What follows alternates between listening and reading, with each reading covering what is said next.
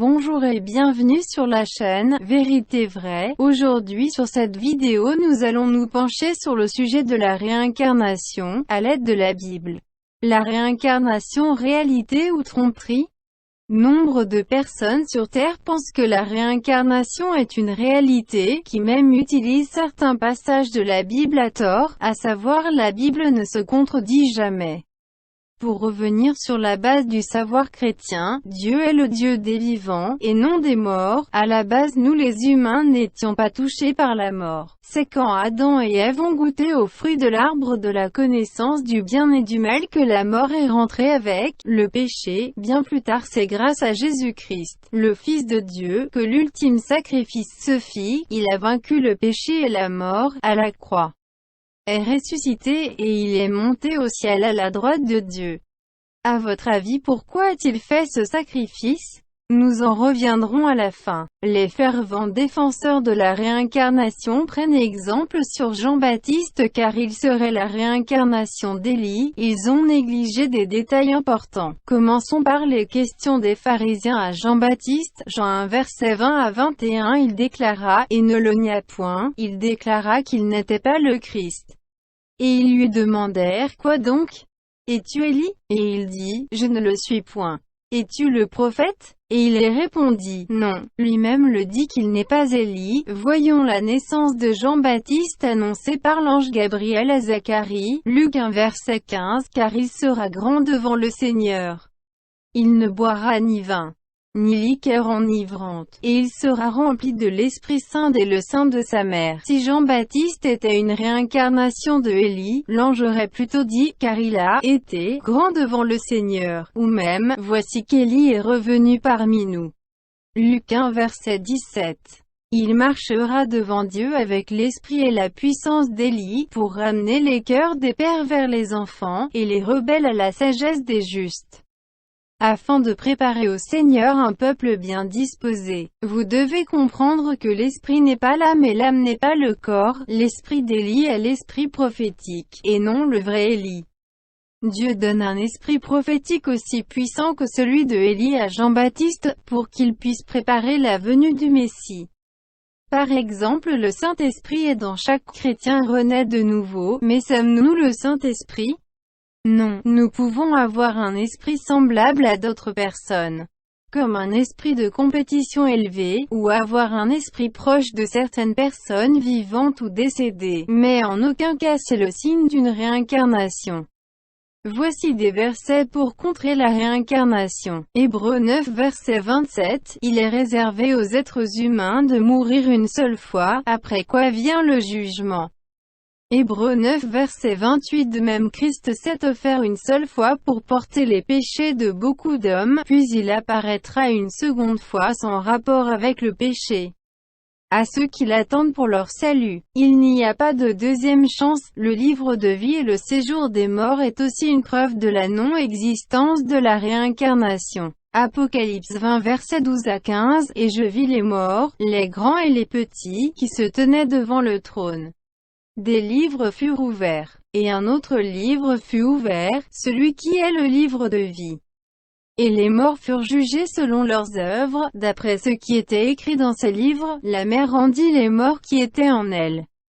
La mort et le séjour des morts rendirent les morts qui étaient en eux, et chacun fut jugé selon ses œuvres, et la mort et le séjour des morts furent jetés dans l'étang de feu. C'est la seconde mort. L'étang de feu. Quiconque ne fut pas trouvé écrit dans le livre de vie fut jeté dans l'étang de feu. Le livre de vie est où sont notés tous les élus bien avant la fondation du monde. Ce sont ceux qui ont suivi Christ et se sont tenus dans les voies de Dieu. Le séjour des morts est là où toutes les âmes qui n'ont pas reconnu Christ en tant que Fils de Dieu, ainsi que ceux qui ont fait les œuvres du diable. La réincarnation n'existe pas, vous n'avez qu'une vie sur terre. Si Christ est venu se sacrifier, c'est parce que nous étions condamnés dans le péché et donc la mort dans le séjour des morts, c'est-à-dire en enfer avec les anges déchus. Grâce au sacrifice de Christ, nous pouvons à nouveau revenir auprès du Père Céleste, notre Dieu, en étant baptisés par immersion dans l'eau. Nous sommes lavés de nos péchés et le Saint-Esprit vient en nous pour nous guider. Nous recevons l'assurance et la promesse de notre Dieu le Père. la vie éternelle auprès de lui et notre Seigneur le Christ. En étant chrétiens dans la mort, nous ne sommes pas en train de nous balader dans le monde astral, ni dans le purgatoire, qui n'existe pas lui non plus, en voici la preuve. Philippiens 1 versets 21 à 23, car Christ est ma vie, et la mort m'est un gain. Mais s'il est utile pour mon œuvre que je vive dans la chair, je ne saurais dire ce que je dois préférer. Je suis pressé des deux côtés, j'ai le désir de m'en aller et d'être avec Christ, ce qui de beaucoup est le meilleur. À présent nous allons lire l'histoire de l'homme riche et le pauvre Lazare qui vous montre bel et bien la réalité. Luc 16 versets 19 à 31. Il y avait un homme riche, toujours vêtu d'habits coûteux et raffinés. Sa vie n'était chaque jour que festin et plaisir. Un pauvre, nommé Lazare, se tenait couché devant le portail de sa villa, le corps couvert de plaies purulentes. Il aurait bien voulu calmer sa faim avec les miettes qui tombaient de la table du riche. Les chiens même venaient lécher ses plaies. Le pauvre mourut, et les anges l'emportèrent auprès d'Abraham. Le riche mourut à son tour, et on l'enterra. Du séjour des morts, où il souffrait cruellement, il leva les yeux et aperçut, très loin, Abraham, et Lazare à côté de lui. Alors il s'écria, Abraham, mon père, aie pitié de moi. Envoie donc Lazare, qu'il trempe le bout de son doigt dans l'eau et me rafraîchisse la langue. Car je souffre horriblement dans ces flammes. Mais Abraham lui répondit, mon fils, souviens-toi de combien de bonnes choses tu as joui pendant ta vie, tandis que Lazare n'a connu que des malheurs. À présent, ici, c'est lui qui est consolé. Tandis que toi, tu es dans les tourments. De plus, il y a maintenant un immense abîme entre nous et vous et, même si on le voulait, on ne pourrait ni le franchir pour aller d'ici vers vous, ni le traverser pour venir de chez vous ici. Dans ce cas, dit alors le riche, je t'en conjure, Père, envoie au moins Lazare dans la maison de mon père, car j'ai 5 frères. Qu'il les avertisse pour qu'ils n'aboutissent pas, eux aussi, dans ce lieu de tourment. Tes frères ont les écrits de Moïse et des prophètes, lui répondit Abraham, qu'ils les écoutent. Non, Père Abraham, reprit l'autre. Mais si quelqu'un revient du séjour des morts et va les trouver, ils changeront. Mais Abraham répliqua, s'ils n'écoutent ni Moïse ni les prophètes, ils ne se laisseront pas davantage convaincre par un mort revenant à la vie. Oui, maintenant, vous comprenez, la seule façon pour quelqu'un de revenir à la vie sur terre n'est pas une réincarnation, mais bien une résurrection. Ce même Lazare fut ressuscité par Jésus-Christ. Jean 11 versets 41 à 44, ils ôtèrent donc la pierre.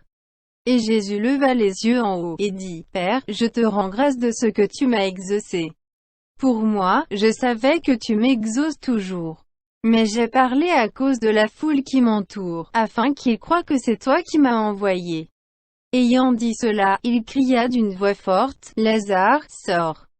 Et le mort sortit, les pieds et les mains liés de bandes, et le visage enveloppé d'un linge. Jésus leur dit, délie-le, et laissez-le aller. Pour finir, nous allons nous pencher sur le dernier point, vos souvenirs d'avoir été des anciennes personnes est faux, ce sont des démons qui vous font croire cela, de même pour les âmes errantes. Les anges ou les démons viennent les chercher, les âmes que vous voyez ne sont que des démons qui se rient de vous, Satan se déguise en ange de lumière pour vous épater. Lui et ses démons sont bien plus malins que vous, les esprits avec qui vous rentrez en communication sont des anges déchus, et vous ne devez en aucun cas leur parler ou leur faire un culte. Nous ne pouvons pas communiquer avec des anges de lumière par nous-mêmes. Dieu et Jésus-Christ sont les seuls à pouvoir vous envoyer des anges pour vous aider, ou vous délivrer un message. Colossiens 2 verset 18, qu'aucun homme, sous une apparence d'humilité et par un culte des anges, ne vous ravisse à son gré le prix de la course. Tandis qu'il s'abandonne à ses visions et qu'il est enflé d'un vain orgueil par ses pensées charnelles. Deutéronome verset 18, 10, 12, qu'on ne trouve chez toi personne qui fasse passer son fils ou sa fille par le feu, personne qui exerce le métier de devin, d'astrologue, d'augure, de magicien, d'enchanteur, personne qui consulte ceux qui évoquent les esprits ou disent la bonne aventure, personne qui interroge les morts, Car quiconque fait ces choses est en abomination à l'Éternel. Et c'est à cause de ces abominations que l'Éternel, ton Dieu, va chasser ces nations devant toi. Le diable trompe le monde de bien des manières, et il vous trompe avec les esprits des morts. Les démons sont capables de reproduire la voix, l'apparence, les manières de parler et d'écrire d'une personne, et même vous donner des souvenirs de certaines personnes. C'est pourquoi nous devons éprouver les esprits, quand un ange, un homme ou une femme inconnue se présente à vous au nom du Seigneur. 1 Jean verset 1 à 2, Bien-aimés, n'ajoutez pas foi à tout esprit, mais éprouvez les esprits, pour savoir s'ils sont de Dieu, car plusieurs faux prophètes sont venus dans le monde. Reconnaissez à ceci l'Esprit de Dieu, tout esprit qui confesse Jésus-Christ venu en chair est de Dieu, et tout esprit qui ne confesse pas Jésus n'est pas de Dieu, c'est celui de l'Antéchrist, dont vous avez appris la venue, et qui maintenant est déjà dans le monde.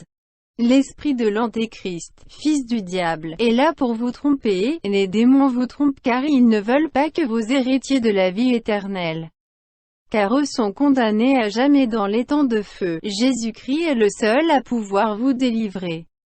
Si vous êtes parmi ceux qui communiquent avec les esprits et croyez en la réincarnation et voulez arrêter tout ceci après avoir regardé cette vidéo, Dieu est un Dieu de miséricorde. Repentissez-vous au Père, et priez pour qu'il vous pardonne de vos péchés. Croyez en Jésus-Christ, car lui seul peut vous arracher de la seconde mort qui est la mort éternelle. Soyez grandement bénis.